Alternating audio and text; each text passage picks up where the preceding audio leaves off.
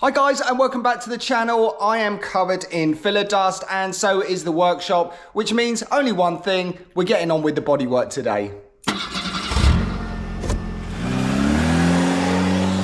So I've already made a little bit of a start on the bodywork since the last episode, so I'm just going to show you guys what I've been up to. So in the last episode, we finally managed to get the framework welded on top of the bed area. And then also we put some resin primer over the top so we can start doing the bodywork. But since then, I have actually made a start on these edges. If you can remember, the framework was probably about 3mm away from the original body. So what I've done is I've just put some fiberglass all the way around the framework, and then I've just blocked it down. So with the fiberglass covering all the welded areas down the side, I then ran some tape down the side here, just on that swage line. And then I've just put some body filler over the top, and I've just used a block to block it down. And I've gone all the way around, including this back area. If you remember, this is a welded panel, and now it's relatively smooth. There's no join marks there or any weld, so pretty happy with that. And I've also managed to make a start on this side here. And this panel here was just covered in resin primer, so all I did was keyed it up with a block, and then I've applied the body filler over the top here. And what I've done is I've started blocking it down, just trying to get the shape right, trying to make it smooth. In fact, it's actually coming out really nicely. And another thing on this panel, along here there was a swage line. It was a very small kind of pressing in the panel, like a lip, and you can see there I've deleted it. And the way I've done this is I put some fiberglass over the top, blocked it down, and then applied the filler over the top. And it is a little bit difficult to see, but there is a tiny lip that runs along the top here, and this is the bit that I deleted on the other side. And what I've done is I finally managed to get this door in resin primer too. I did remove all the paint previously, and I did have to key it up before applying the primer. Prior to that though, I did have to do a couple of little repairs. There was a tiny little bit here that I've just added a strip of steel, and this little corner here did look a bit moody, so I just cut it off and replaced it. So with a panel like this, all I do is guide coat it, block it down, cover any of the larger imperfections with body filler, rub those down, and then probably apply a light coat of that really fine filler over the top just to get rid of any imperfections. Because you've got to remember, this door and the rest of BedBug was actually paint stripped with a flap wheel on a grinder. So I've still got quite a bit of bodywork to do, and first up I need to address this rear quarter panel here that I haven't even started on. But what I'd really like to do is get that area around the back window sorted. So first up, I need to use a fiberglass. This is a fiberglass paste. This is actually a trade version, so it's a larger can, but it's pretty similar to the stuff that you get from your car shop. It is just a paste that you mix in a similar way to body filler, and I like to use this kind of stuff for going over the welded areas first. So areas like this rear vent where it was stitched into position, you can see there's a line, and I do like to put a tiny bit of fiberglass over these areas before I apply the body filler. And at the back of the cab area, well, we've got an area down here that needs a bit of fiberglass, but as well as that, these panels here that we added, I'd like to put a tiny bit of fiberglass over these, and perhaps some around the side here, just to get the shape a little bit better before we put the body filler on. I mean, this shape here is, well, I'm not entirely sure what shape it is. It does demand quite a bit of body filler to get that right again. So if I can base it out with a little bit of fiberglass first, it'll probably be a better job in the end.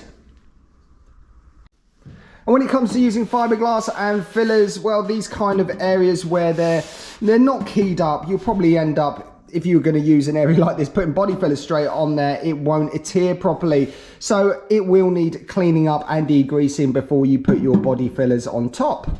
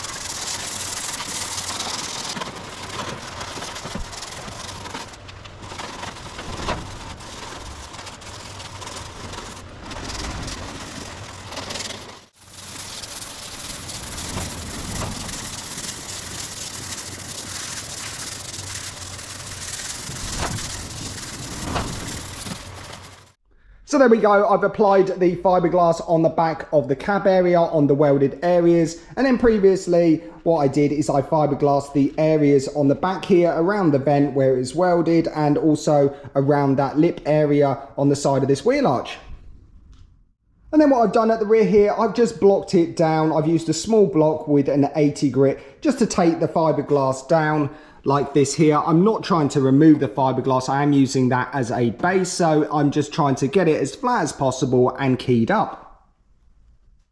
So with this area sanded back, I can now get on with these dents on the back here. You can see there's a lot of tool marks here. This is caused by the angle grinder and the flap wheel. There are these kind of dark spots along the side here. If you remember, this actually had trim holes in that were welded up, and there's a lot of dents and ripples on this panel.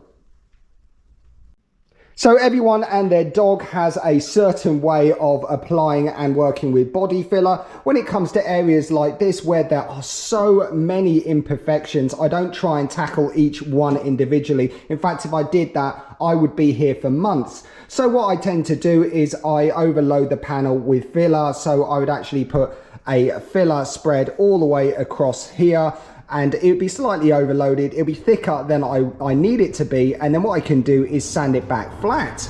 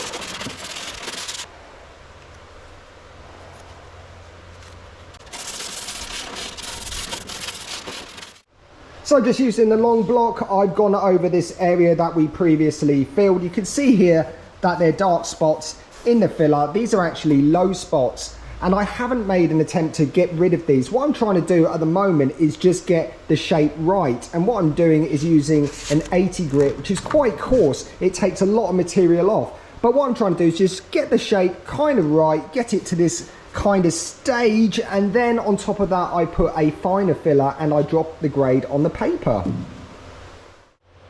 And the area around the rear vents, well, it's a little bit tricky. Obviously, having a block like this, or even a medium-sized block, you're not going to be able to get into these areas on the vent here. This area here is where it is previously welded. So what I've done is just using those flaps of rubber that I've used many times, from mounting you know, the body on the Beetle to bits on the mirror. These little bits of rubber, they're just sheets that are available from the hardware store, but the great thing is they can be cut to size. A thin bit like this here, which is absolutely great for going in here, and then the slightly larger one, which is great because it follows the contour of the panel along this edge. So this area here is pretty much ready for its next coat of body filler. I'm going to do some work on the cab now. This fiberglass has now dried. I'm going to hit it with quite a coarse DA just to remove, well, I'm actually going to be removing quite a lot of the fiberglass, but I want to get this ready for the body filler. This area down here on both sides is still looking a bit ropey, so I'm going to apply some fiberglass around these areas as well.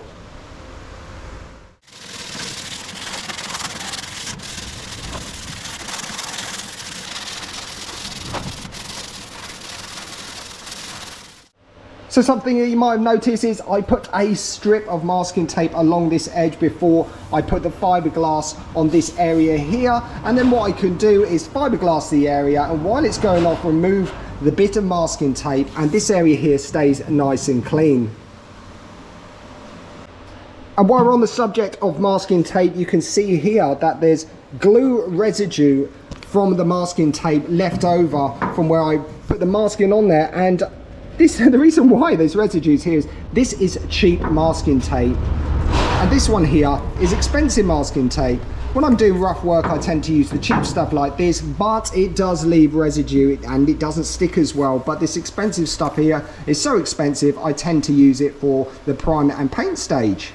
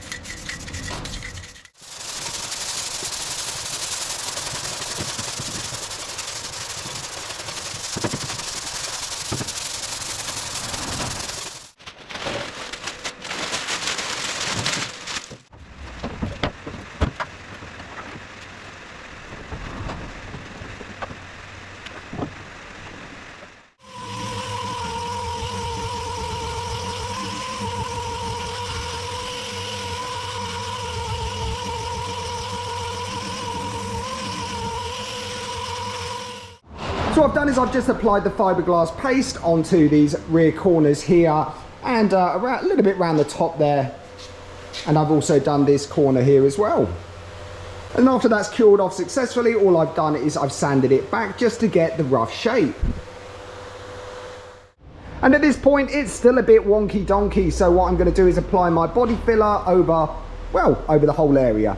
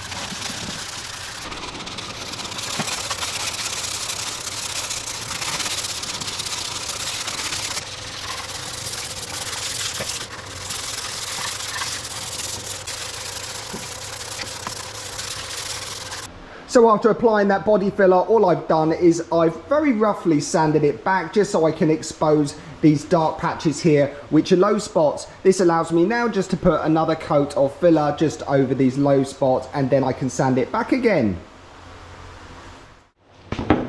So there's tons of mixing boards available for you to use. I tend to just use a bit of old plywood, and then after I've done with the filler work, any of the crusty bits here, I just DA sand, and then that's ready to use again. You can buy something called an onion board, which is nothing more than a pad of paper, and you use the top layer, you mix it up, and then after that's done, you just rip that layer off, and you've got a nice clean area to mix your next load of filler on.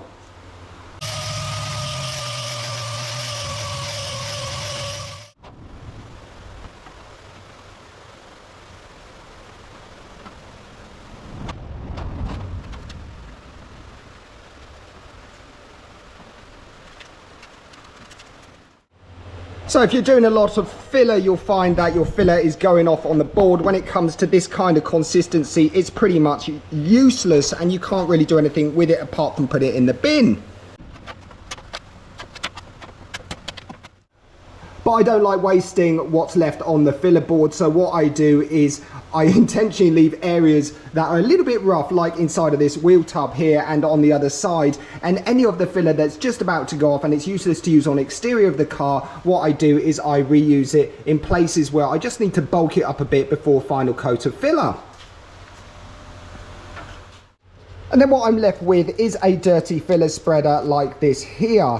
And if you don't clean it straight away, it will look like something like this here. The filler goes off onto the actual spreader, and well, it makes it difficult to clean, or it could even make it totally useless, because you want this to be really sharp and clean. So a great tip here is, as it's going off, you just wash your spreader in thinners.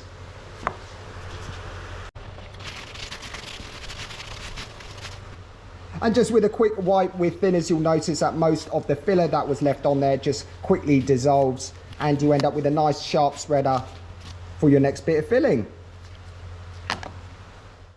So if you've been watching this video series, you will have realized that I do like to drop a video on the weekend. I find that you guys have a bit more free time to watch it, but this video is going to be late. You're probably going to be watching it at the beginning of the week, and this is for good reason. When I was sanding the BedBug, I suddenly had a little twinge in my back, a little bit of pain. And later on this evening, it got so bad I couldn't even bend over to take my socks off. I then had to take a couple of days off just to get a bit better, just so I could move my back again. I'm not entirely sure what happened. I can't really put it down to working on BedBug, as I do other things in my spare time as well. But unfortunately, these things happen. My back was out of action for a couple of days, which did slow down the project. I apologize.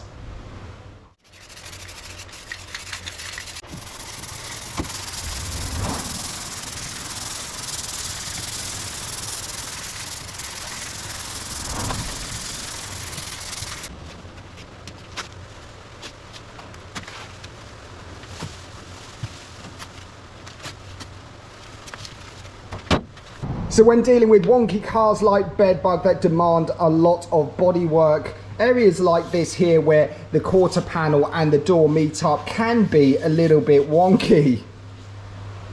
And what I've just done here is I've guide coated this area ever so lightly, and then I've just ran the block down here in between these two panels, and that way I can expose these dark spots, which is where the panel's kind of folding in slightly on both the door and this rear quarter.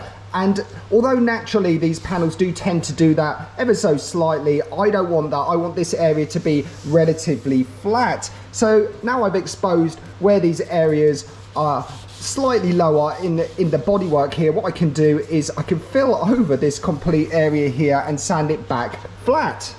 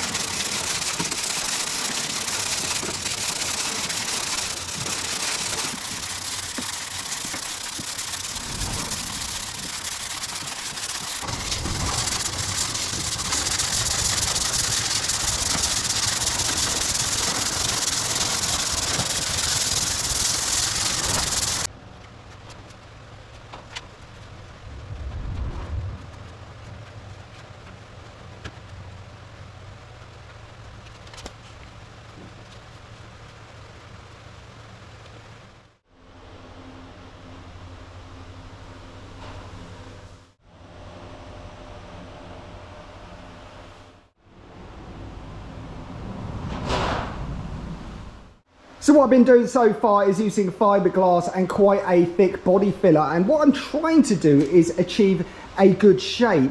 Nothing more than that. I'm not going too wild. I'm not worried about getting rid of any imperfections at this moment. I'm just more worried about the actual shape of the panels, and using fiberglass and the thick filler is the way that I found the easiest. So here's the thick filler that I've been previously using, and I've been rubbing it down with an 80 grit paper, which is very coarse, but it's really good for shaping. And this is the fiberglass that I use underneath. But once I'm happy with the shape, I can then apply a coat of this, which is a medium filler, and I'll apply this over all the areas that I previously sanded back.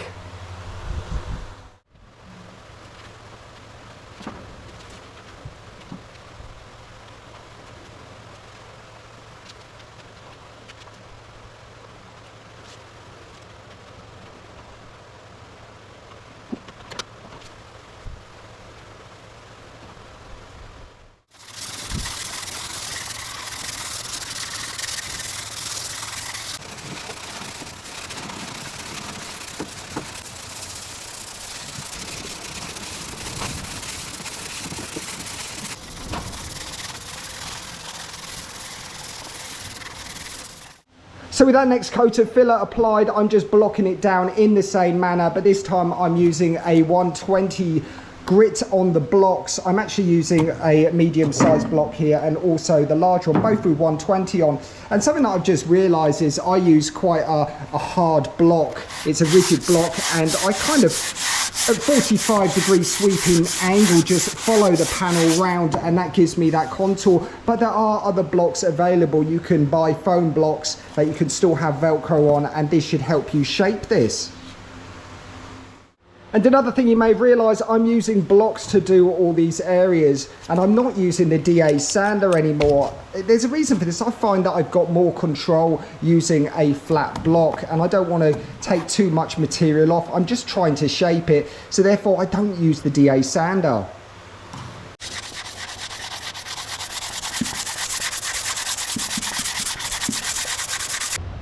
So I've got an absolute ton of sanding still to do, but this back area is really starting to take shape now. So if you're dealing with a crusty, wonky, bent up project like BedBug that demands a lot of body filler, hopefully this video will help you understand just how much work is involved on trying to get these straight, and also what order to use your body fillers. And at this point, I'm really happy with the way BedBug's coming along. I mean, I've got a couple of coats of filler to do and a bit more sanding, but the bare bones of it is actually done now.